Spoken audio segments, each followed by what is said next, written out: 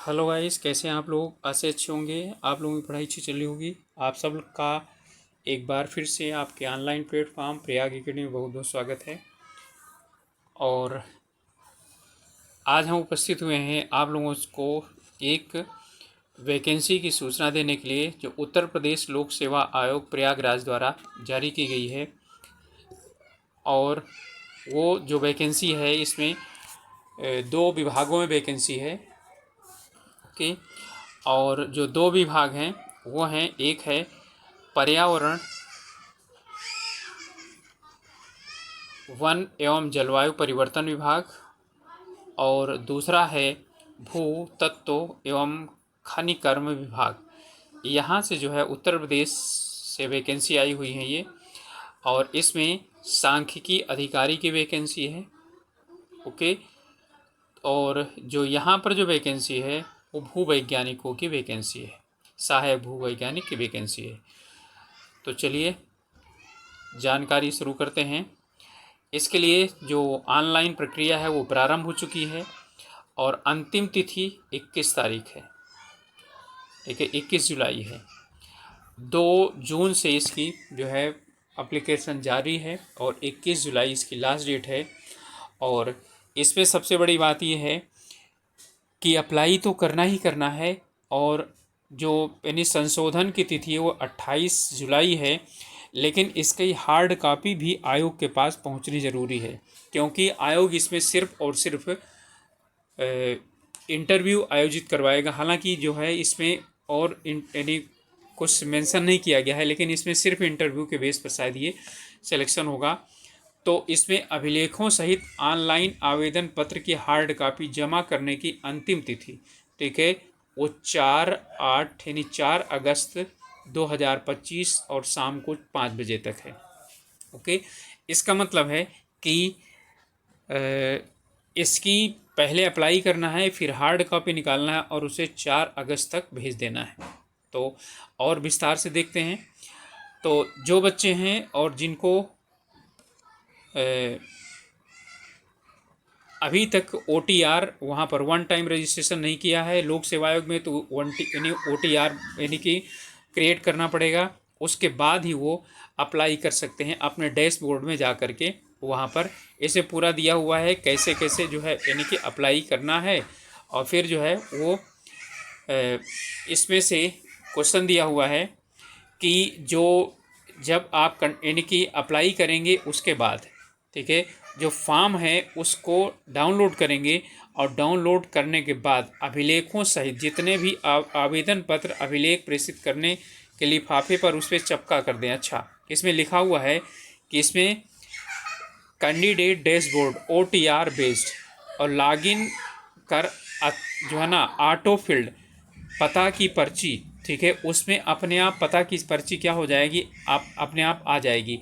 उसे डाउनलोड करें, ठीक है, और फिर उसे प्रिंट आउट निकाल करके और उसको जो अभिलेख है उसमें प्रेषित करने वाले लिफाफे पर चपका करके और कार्यालय को प्रेषित करना सुनिश्चित करें। ओके। कहने मतलब है ये है कि इसमें कुछ दिया हुआ है, वो नोट ऊपर से पढ़ लेते हैं।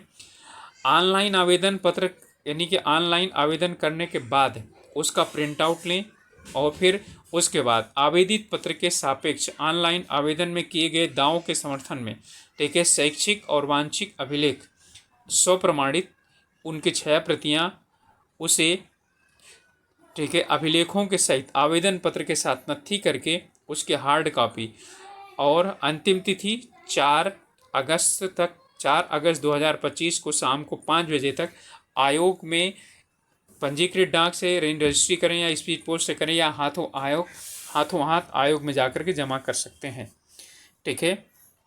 ओके। इसके बाद इसमें दिया हुआ है कि दूसरी चीज़ है कि जब आप कैंडिडेट डैशबोर्ड यानी OTR बेस में लॉगिन करें और फिर ऑटो फील्ड जो है ना यानी कि उसमें पता की पर्ची को डाउनलोड करें और फिर उसका प्रिंट आउट ले करके अपने आवेदन पत्र और अभिलेख प्रेषित करने वाले जो लिफाफा है उसके ऊपर चिपका दें और फिर उसे कार्यालय को प्रेषित करें। ओके। इसके बाद इसमें यह भी है कि आपका लिफाफा A4 साइज़ का होना चाहिए। एक से अधिक पदों तक आवेदन करने के लिए अलग अलग जो है ना, यानी कि पदों के लिए अलग अलग लिफाफे में आवेदन पत्र भेजना पड़ेगा। ओके, क्योंकि 2 डिपार्टमेंट 2 भाग हैं तो 2 में भेजना पड़ेगा। और अभ्यर्थी द्वारा ऑटो फिल्ड पता की पर्ची यानी एड्रेस स्लिप लिफाफे पर यदि चिपका नहीं गया है तो आयोग उसका अभ्यर्थन निरस्त कर सकता है। ओके, तो यहाँ पर कह रहा है कि जब आप सबमिट करने के महत्वपूर्ण दायित्व तो जो है ना, यानी कि जो आवेदन है उसे भेजने का जो दायित्व है वो अभ्यर्थी का होगा। ठीक है, बैंक शुल्क जमा करने पर शुल्क की पर्ची क्या की जाएगी, ठीक है, उसमें लगाया जा सकता है। जब तक फीस नहीं जमा होगी तब तक जो है ना वो आपका आवेदन पर स्वीकार नहीं किया जाएगा। ठीक है, इसलिए कहा जाता है कि अभ्यर्थियों को निर्देश किया जाता है कि वे सूचनाओं को आयोग की वेबसाइट पर अवलोकन करते रहें और OTR द्वारा रजिस्टर्ड मोबाइल नंबर, ईमेल आदि को क्या करना है, ठीक है, उसे चुनते रहें, यानी देखते रहें, सॉरी। ठीक है, कारण क्या चीज़ है कि सभी सूचनाएं उसे में आएंगी कि कब आपका इंटरव्यू वगैरह कब आयोजित करवाया जाना है या एग्ज़ाम आयोजित करवाया जाएगा। हालांकि फ़ीस इतनी कम रखी गई है तो उसमें एग्ज़ाम का थोड़ा सा कम संभावना है। ओके, तो OTR जो है ना बेस्ड सिस्टम में जा करके और अप्लाई करना पड़ेगा। ओके, नोटिफिकेशन सिस्टम में जाइए, एडवर्टाइजमेंट सिस्टम में जाइए, वहाँ से ऑनलाइन एडवर्टाइजमेंट क्लिक कीजिए तो आपको ये 3 चीज़ें दिखाई पड़ेंगी, एक यूजर इंस्ट्रक्शन, एक व्यू एडवर्टाइजमेंट और एक अप्लाई। तो व्यू एडवर्टाइजमेंट में आप क्या करेंगे, क्लिक करेंगे तो आपको इंग्लिश और हिंदी अलग अलग दोनों में, ठीक है, आप उनमें चाहे हिंदी में चाहे इंग्लिश में जिसमें चाहें उसमें आप नोटिफिकेशन उसका डाउनलोड कर सकते हैं, जैसे ये वाला है। फिर उसके बाद ठीक है आप अप्लाई में जो है यानी क्लिक करके और फिर OTR अथेंटिक करके अथेंटिकेशन होगा और फिर अपने डैशबोर्ड में जाएंगे, वहाँ से जा करके फॉर्म फिलअप करेंगे। ये पूरा जो है ना वो आपको बताता रहेगा लगातार। इसमें जो है यानी कि 4 चरण में आपका पूरा होगा वो फॉर्म भरा जाना। ओके, और इसमें खास करके ही कह रहा है कि जो अभिलेख है वो आपको क्या करने हैं, जो जो योग्यताएं हैं वो योग्यताओं के आधार पर भेजना है। और यदि आपने अभिलेख नहीं भेजे हैं तो फिर अभ्यर्थन नष्ट यानी कि क्या कर दिया जाएगा, ठीक है, वो बिना बताए हुए ठीक है वो कैंसिल कर दिया जाएगा। ठीक है, ओके, चलिए अब देखते हैं इसमें आवेदन शुल्क। तो आवेदन शुल्क अनारक्षित और EWS और OBC के लिए 80 रुपये है, 25 रुपये प्रोसेसिंग शुल्क है, तो कुल मिलाकर 105 रुपये है। और SC/ST के लिए 40 रुपये है और 25 रुपये कुल मिलाकर 65 रुपये है। दिव्यांग श्रेणी के लिए आवेदन शुल्क कुछ नहीं है, सिर्फ 25 रुपये भेजना है। और जो भूतपूर्व सैनिक हैं उनके लिए भी 40 और 25 65 रुपये अप्लाई करना है। स्वतंत्रता संग्राम सेनानी और कुशल खिलाड़ी ये जो अपने श्रेणी में हैं तो वो अपने श्रेणी के अनुसार जो है वो भरेंगे। चलिए अब हम लोग देखते हैं कि वैकेंसी किसकी है, योग्यताएं क्या होनी चाहिए, एज वगैरह क्या होनी चाहिए। ठीक है, तो पर्यावरण वन एवं जलवायु परिवर्तन विभाग, इसमें वैकेंसी है। ठीक है, और इसमें जो पद का नाम है वो सांख्यिकी अधिकारी है। रिक्तियों की कुल संख्या 4 है और इसमें जो है 3 तो अनारक्षित के लिए हैं और 1 अन्य पिछड़ा वर्ग के लिए है। ठीक है, क्षैतिज आरक्षण इसमें से कोई नहीं है, यानी कि महिलाओं के लिए आदि के लिए जो क्षैतिज आरक्षण है वो नहीं है। ये राजपत्रित पद है। ठीक है, लेवल 10 का है और इसमें न्यूनतम वेतनमान जो है वो 56,100 रुपये है और अधिकतम वेतनमान 1,77,500 रुपये है। ओके, और आयु जो है वो 21 वर्ष से लेकर के और 40 वर्ष निर्धारित की गई है। और आरक्षित जो श्रेणियां हैं उत्तर प्रदेश की उनको जो है अधिकतम आयु में छूट मिलेगा। अब इसमें तो सभी चीज़ें आप लोगों ने देख लिया। इसके बाद शैक्षिक योग्यता कितनी है, तो इसमें शैक्षिक योग्यता है अनिवार्य अर्हता है आपके भारत में विधि द्वारा स्थापित किसी विश्वविद्यालय से, अब हम ध्यान समझिएगा, गणित, गणितीय सांख्यिकी, वाणिज्य, अर्थशास्त्र या सांख्यिकी में 55% अंकों के साथ स्नातकोत्तर डिग्री होनी चाहिए। ओके, तो गणित में हो, गणितीय सांख्यिकी हो, वाणिज्य हो, अर्थशास्त्र हो या गणितीय यानी सांख्यिकी हो, ठीक है, तो सिर्फ सांख्यिकी हो लेकिन 55% अंक निश्चित है। ठीक है, या सरकार द्वारा इसके समक्ष मान्यता प्राप्त कोई अन्य अर्हता, इसके लिए एक लिस्ट दी गई है नीचे। ठीक है, उसे हम लोग क्या करेंगे, ठीक है, देखेंगे कि उसमें जो है यानी कि कौन कौन सी आती हैं, ठीक है। तो उसमें बहुत बड़ी लिस्ट दी गई है, इन्होंने दिया हुआ है। ओके, अधिमानी अर्हता वही है, प्रादेशिक सेवा सेना में 2 वर्ष का, या जो है राष्ट्रीय को यानी एनसीसी में बी प्रमाण पत्र। ओके, तो इसमें जो है अब इसके बाद यानी कि नियमावली इसमें जोड़ी गई है साथ में। इसके बाद दूसरा जो है वो भूतत्व एवं खनिकर्म विभाग उत्तर प्रदेश में, इसमें जो है पद का नाम है सहायक भूवैज्ञानिक और रिक्तियों की कुल संख्या है 2, ठीक है। तो इसमें जो असिस्टेंट जियोलॉजी जो है ना यानी साइंटिस्ट की वैकेंसी है ये, और इसमें आरक्षण कोई भी नहीं है, सिर्फ 2 और यानी कि पद हैं इसमें जो अनारक्षित के लिए हैं। एक ऐसा ये नहीं है कि इसमें आरक्षित वाले भर नहीं सकते हैं, बिल्कुल भर सकते हैं, लेकिन हाँ उनके लिए ये है कि उनके लिए आरक्षण नहीं है कि उसमें जो है ना अलग से उनका होगा, वो उसी में फाइट करेंगे और उसमें सेलेक्ट हो सकते हैं वो, ठीक है। तो इसमें पद का है ये खा राजपत्रित के अंतर्गत आता है, लेवल 10 की वैकेंसी है, और वही जो ऊपर वाला है 56,100 से 1,77,500 रुपये की है, और उम्र वही है 21 से 40 वर्ष। इसके बाद आपका आता है आरक्षित श्रेणियों को आयु में नियमानुसार क्या की जाएगी, छूट दी जाएगी। ओके, और शैक्षिक अर्हता इसके अंतर्गत आता है भारत में विधि द्वारा स्थापित विश्वविद्यालय से भूविज्ञान में अथवा अनुप्रयुक्त भूविज्ञान में स्नातकोत्तर उपाधि, या Indian school of mines and applied geology Dhanbad से अनुप्रयुक्त भूविज्ञान में कुल 50% अंकों के साथ, ठीक है, क्या होना चाहिए, डिप्लोमा होना चाहिए, ठीक है। तो वहाँ पर ये इसका 4 वर्षों का डिप्लोमा करवाया जाता है, और जिनके पास टीए में 2 साल का या तो एनसीसी भी है उन्हें अधिमानी योग्यता मानी जाएगी। ओके, यहाँ पर है प्रश्नगत पद हेतु दिव्यांग की कोई उपश्रेणी अभी चिन्हित नहीं की गई है, यानी दिव्यांगों के लिए कोई भर्ती इसमें नहीं है। ओके, तो यहाँ पर जो यानी कि कुछ दिया गया है इनके लिए, इसमें भूतत्व एवं खनिकर्म का एवं खास सेवा नियमावली 2019 के अंतर्गत आता है इसमें। अब यहाँ पर है चयन संबंधी निर्देश। ओके, तो इसके अंतर्गत आता है कि न्यूनतम शैक्षिक अर्हता साक्षात्कार में बुलाए जाने हेतु यथेष्ट नहीं है, ठीक है। तो कुल मिलाकर कहने मतलब ये है कि ये जो है इसमें साक्षात्कार के आधार पर होगा, ठीक है इसमें। और अभ्यर्थियों, यहाँ पर कह रहा है पद या पदों के लिए आवेदन की संख्या अधिक होने पर आयोग स्क्रीनिंग परीक्षा का आयोजित कर सकता है, जिसकी सूचना बाद में क्या की जाएगी, समय के अनुसार दी जाएगी। ओके, और स्क्रीन टेस्ट के लिए वस्तुनिष्ठ प्रकार की होगी, ठीक है, जिसमें अभ्यर्थियों को दिए गए गलत प्रश्नों के लिए उत्तर भी यानी कि वो 1/3 जो है वो नंबर उसके काटे भी जाएंगे।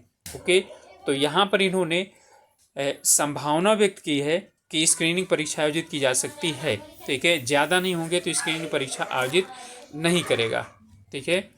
ओके, अब यहाँ पर बाकी सब वही दिया हुआ है कि जो है यानी किस किस तरह से ओएमआर को किस तरह से भरा जाएगा, इन सभी चीज़ों का यहाँ दिया हुआ है, ठीक है। अब इसके बाद यहाँ दिया हुआ है हिंदी का ज्ञान अनिवार्य है, और आयु की गणना 1 जुलाई 2025 से यानी की जानी है, ठीक है। 1 जुलाई 2025 से आयु की गणना की जाएगी। ओके, तो 1 जुलाई 2025 से आयु की गणना की जाएगी, जो 21 से और जो है ना दिया है 40 वर्ष तक। अब यहाँ पर सभी के लिए उत्तर प्रदेश के जो मूल निवासी हैं उनके लिए क्या की जाती है, छूट दी जाती है, ठीक है। हर एक प्रदेश अपने ही मूल निवासियों को छूट देता है, ठीक है, किसी और को दूसरे प्रदेश के उसमें छूट नहीं देता है। ओके, तो इसमें ऑनलाइन जा कर के और अप्लाई किया जा सकता है आसानी के साथ।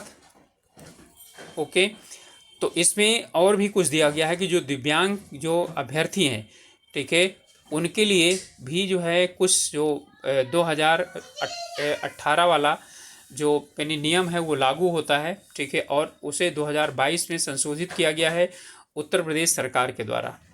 ओके, तो यहाँ पर जो है जो आप लोगों को जो जानकारी थी वो उपलब्ध करा दी गई है।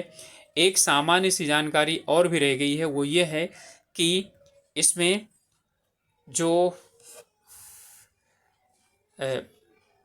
अपर सचिव उत्तर प्रदेश सरकार, ठीक है, और इन्होंने सचिव उत्तर प्रदेश, ठीक है, लोक सेवा आयोग प्रयागराज को भेजा था। वन, पर्यावरण एवं जलवायु परिवर्तन अनुभाग एक यहाँ से भेजा गया था, ठीक है। इसमें जो सांख्यिकी अधिकारी के लिए, ठीक है, जो विषय होने चाहिए योग्यता के लिए वो दिए गए हैं यहाँ पर, ठीक है। तो उन्हें एक बार आप लोग देख लें तो काफ़ी लंबी लिस्ट है, ठीक है। या तो एमबीए होना चाहिए, एमबीए में ढेर सारे दिए गए हैं, और यानी कि मास्टर ऑफ मैनेजमेंट साइंस, ठीक है, MMS, master of total quality management, master of business economics, ठीक है। और जो है ना इसमें एमएफसी, एम कॉम, और फिर इसके बाद एम कॉम कई में भी हो सकता है, अप्लाइड इकोनॉमिक्स में, बिजनेस मैनेजमेंट में, अप्लाइड मैथमेटिक्स में, ठीक है। एमएससी जो है अप्लाइड मैथमेटिक्स, इंडस्ट्रियल मैथमेटिक्स, ठीक है, टेक इंडस्ट्रियल मैथमेटिक्स, ठीक है। और ये मैथमेटिक्स एंड कंप्यूटर साइंस, इन सभी में जो है ना मैथमेटिक्स से है, और सिर्फ मैथ में भी हो सकता है एमएससी डिग्री। और यहाँ पर जो है पूरा स्टैटिक्स से पूरा दिया गया है, आप लोग देख सकते हैं, जब डाउनलोड करेंगे तो वहाँ पर आप लोगों को पता चलेगा। इकोनॉमिक्स में भी कई हैं, rural development, applied economics, entire economics, ठीक है, और अप्लाइड इकोनॉमिक्स, इकोनॉमिक्स और statics, bio and statics, M tech, mathematics and computing, ठीक है। और जो है ना MSc mathematics and computer application. तो ये जो है आपका जो पर्यावरण एवं वन विभाग वाली है वैकेंसी, उसके लिए है, ठीक है। इसके लिए योग्यता, ठीक है, सांख्यिकी अधिकारी के लिए जो अभी बताई गई वो है, और जो योग्यता है उसके लिए भूवैज्ञानिक के लिए, ठीक है। तो ये एंथ्रोपोलॉजी में, ठीक है, एमएससी होनी चाहिए, ठीक है, 50% में, या तो फिर जो है खनन जो डिप्लोमा है वो धनबाद से वो होना चाहिए। ओके, तो आप लोगों को यदि जानकारी अच्छी लगी हो तो ज़रूर आप लोग यानी चैनल को सब्सक्राइब कीजिएगा, लाइक भी ज़रूर कीजिएगा, और ज़रूर बताइएगा कि आप लोगों को जानकारी कैसी लगती है। और आप लोग जो इसके योग्य हैं इनके लिए ध्यान रखिएगा, दोनों अलग अलग पोस्ट हैं, और दोनों के लिए यदि कोई ऐसा पर्सन है जो दोनों को अप्लाई करना चाहता है तो उसे 2 फॉर्म भरने पड़ेंगे, और यदि जो है और दोनों को अलग अलग भेजना पड़ेगा। इसकी हार्ड कापी ज़रूर भेजनी है, ठीक है। आयोग ये मानकर चलता है कि इसमें कम से कम यानी कि खनन वाले में तो जो है सिर्फ साक्षात्कार ही होगा, ठीक है। और इसमें हो सकता है कि सांख्यिकी अधिकारी में उसे यानी परीक्षा आयोजित करवानी पड़े, लेकिन ज़्यादा बच्चे इसमें अप्लाई नहीं करेंगे। तो ज़रूर अप्लाई कीजिए, बहुत अच्छी वैकेंसी है, ग्रुप यानी कि बी लेवल की वैकेंसी है, और राजपत्रित वैकेंसी है, अच्छी वैकेंसी है। ओके, तो मिलते हैं इसी प्रकार की जानकारियों से और जो है स्टडी मटेरियल लेकर के अगले वीडियो में। तब तक के लिए ऑल द बेस्ट।